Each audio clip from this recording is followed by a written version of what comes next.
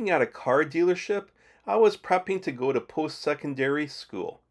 I got the job to save money for tuition and a car. I knew I wouldn't be there long.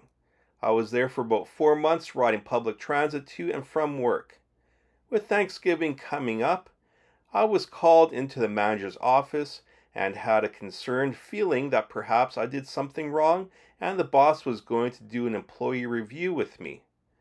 As I walked into the office, a little nervous, the boss starts with some small talk.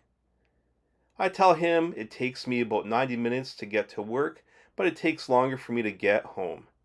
At this point, he talks about how the car dealership is like family, and we treat every individual as a family member.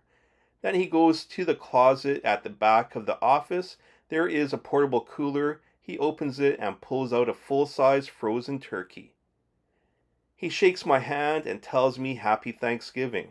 I look at him and he tells me the turkey is a gift to me for me to take home.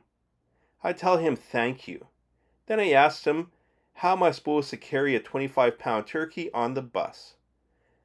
As he was saying before, that we treat everyone like family. All employees except for me get a demo car to use. Would it be possible to take a service loaner for the night and take home the turkey? He looks at me and says the policy at the dealership is that you must work at least 1 year to get a car. Sorry, you can't borrow a car for the night.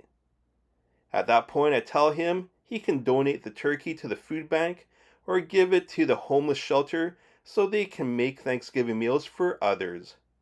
Then I walk out of the office.